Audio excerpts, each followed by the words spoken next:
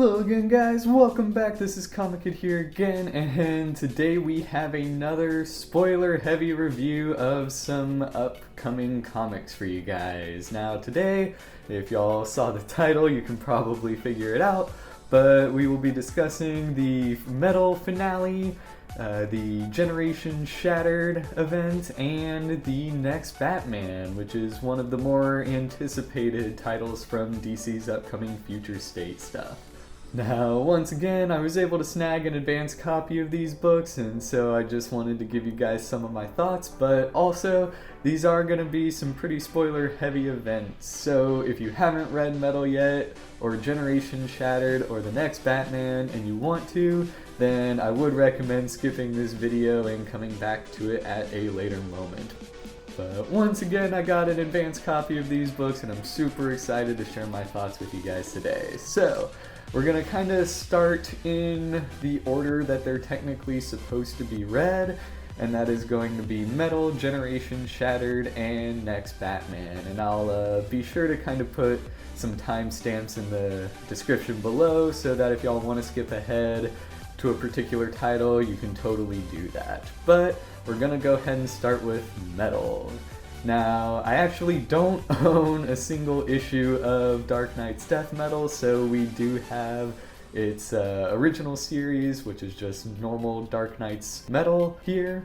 But I did read most of this series. There were one or two one-shots that I wasn't able to get my hands on, but for the most part, I've read everything. I've definitely read all of the main issues. And so let's talk about issue 7 here. Now, overall, I did feel as though the entire Death Metal story was significantly stronger than the first one. As much as I liked the first one, I did think that the ending was super weak, and I kind of disliked how everything just kind of went back to normal at the end of the first one. So I was a bit more excited to see some, extra ramifications from the finale of this one. That said, I do feel like it could have had a bit more of a conclusive ending at the same time.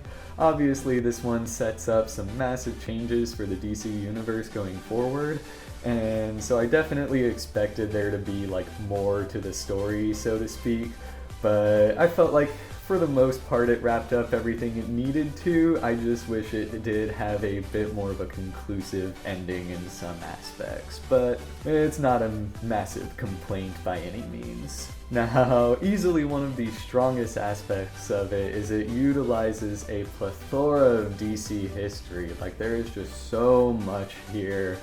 And in the final issue alone, the entire series has made a ton of references, but the last issue alone, you still get glimpses of just some of the most obscure DC references, and so as a longtime fan, I was definitely happy to see that. And just because they're there, I don't think it would take away from the experience of a new reader, but it definitely adds to the experience of a more seasoned DC Comics fan. So there is that. Now, I also absolutely loved how it kind of ended up being more of a Wonder Woman story than anything, despite the fact that Batman Who Laughs is the key villain in this, and despite the heavy involvement of Bruce Wayne's Batman, by the end of it, it's definitely more of a Wonder Woman story, and I'm definitely excited to see what they do with her. But I thought the final showdown where she's just decked out in the golden metal armor, that was just an incredible fight scene and just one of the stronger Wonder Woman moments in recent memory, at least in my opinion. So I'm definitely excited for her to come back. I'm definitely curious to see where she went, and I am a little confused as to what Future State might do to kind of explain her absence. At least in the more immediate DC present, but I did love what they did with Wonder Woman in this. There's also an incredibly badass Bat Family moment, and just when you figure out Bruce is the Black Lantern ring, and he just immediately resurrects everyone from the family to help him in his final moments. I just thought that was a really strong Batman moment, and Snyder is known for his ability to write Batman, and the fact that he can still deliver on some surprises like that, I thought was really well done. You also get that little bit of Alfred there, and I'm not quite sure if they're going to use that to bring him back once everything goes back to normal in March or not, but seeing Alfred again was pretty welcome as well. Now, basically, after this ending, I do have a lot of questions still. You're definitely supposed to have questions coming out of this story, but I have a lot. And going beyond just like where Wonder Woman is, like Metal essentially opens the door for almost anything in DC Comics going forward. You have a potential return of Elseworlds. They could definitely expand on their Black Label stuff, and just because there's so much potential for the universe going forward from here, I definitely felt as though some things didn't quite make sense, and I'm not sure to what degree they're supposed to not make sense, but I definitely had some questions, and I'm curious to see how many get answered in the next upcoming months. But aside from a continuity hole that they might have just dug themselves into, I definitely enjoyed this story. I really feel as though it was much stronger than the first one, and I definitely recommend it if y'all haven't read it yet. And it should be out in a collected format sometime soon. Typically with bigger events, DC's pretty quick to put them out in trade or hardback or whatever, but those are just some of my general thoughts on the finale for Metal. Now, moving on to Generation Shattered. I do feel as though the story is fun and all that, and like I like Kamandi and Booster Gold, and you can definitely tell that a lot of it's written by Dan Jurgens especially, but despite all that, its relevance in the overall DC universe is a little foggy. It says it ties in with Metal and basically the event that the heroes are trying to stop, you initially think are the result of like Wonder Woman and Batman Who Laughs actions in Metal, but then you figure out that, you know, someone else is behind the nunness, as they called it, or godness, I forget. And so it's a little iffy on like how it's gonna fit into the overall DC continuity. That said, I definitely feel like there's a lot of charm to the overall writing. And like with Metal, it definitely has a lot of references to past DC history and moments and characters and stuff like that. Now, this is just the first issue technically. It is going to get another one-shot in another few months. I'm assuming that's going to definitely explain where the story is going from here. But it did feel kind of like a very, very long first issue. And I never judge a series by the first issue alone. I typically like to judge a series once it's like 3 or 4 issues in. And so like for a first issue, I'm intrigued. If this were the only one, I would definitely be confused, but I mean, I don't know exactly where the story is supposed to continue, if it's gonna do anything with Future State or not. It's a little up in the air. Now, with all the other Future State stuff coming out, like next Batman is the only one I've read at the moment. I do plan on getting to the others eventually. But for a plot that involves like time effectively eating itself and Kamandi and Skeets putting together a team to stop it, I definitely feel as though the potential is there for it to be great.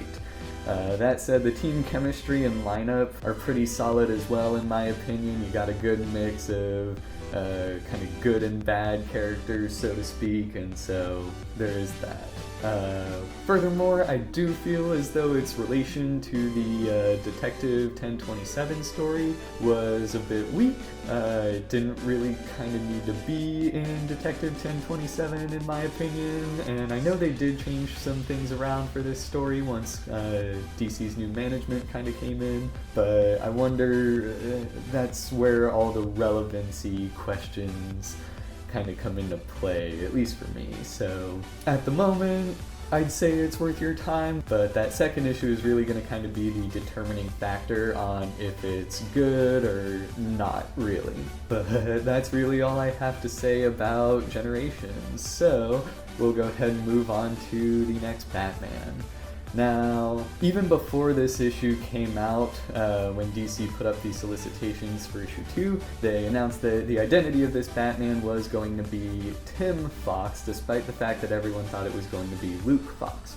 Now, I originally thought that Tim was Luke's son, but in the book it's pretty clear that they're brothers, and so I'm not quite sure what to believe there, but the first issue doesn't actually tell you who it is. In fact, it actually implies that it's Luke Fox and not Tim. And honestly, if I were DC, I wouldn't have announced who the identity of this Batman is, because if I hadn't known that about the second issue, I would totally be lying to you guys right now and saying it's Luke Fox. So I wish I didn't know that twist, but I do feel as though the story was pretty strong. John Ridley's off to a really good start, and I definitely liked what he brought to the table with the other history of the DC universe as well. And so, yeah, he definitely is taking the creative freedom with this future Batman story and running with it, and so far so good, at least in my opinion. Now, the issue does feature 2 backup stories featuring the Outsiders and the new Arkham Knights team, and both of them I thought were decent. I did feel as though the Outsiders one was stronger than the Arkham Knights one, but the main Batman one was definitely the strongest of the 3 in my opinion, so there is that. But all 3 of them do kind of build off of this future version of Gotham, which is, now a police state. We kind of expected that. And it does leave a lot of interesting questions, especially in regards to who is running Gotham. But yeah, the Outsiders story does focus on Katana and does leave a lot of mystery behind Black Lightning. They're doing a lot with him and how he just is Lightning now, so it's definitely gonna be an interesting mystery to unravel there. And I did feel as though the Arkham Knights one was the weakest, but it still had a rather touching moment with Dr. Phosphorus, and I definitely feel as though it will have its place within the overall story in later issues. And so despite being the weakest of the 3, I definitely don't think it's just going to be a waste of time in the end. So both of them I would say are worth reading. But to kind of go back to just the Batman stuff, I do think John Ridley has a pretty strong start on his hands here, and the dialogue works really well. The stuff he's doing, kind of turning Bane into a gang rather than just an individual, I thought made sense and is believable.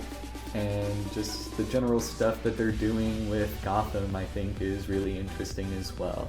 There are definitely a lot of other things to consider and a lot of other questions that I still have that I do expect to be answered in the upcoming issues, but overall I did enjoy the next Batman and think it's off to a good start. But that is everything that I have for y'all today. Thank y'all so much for watching. Be sure to let me know what y'all think of these issues down in the comments section below. Make sure you hit like and subscribe, and I will see you guys again real soon.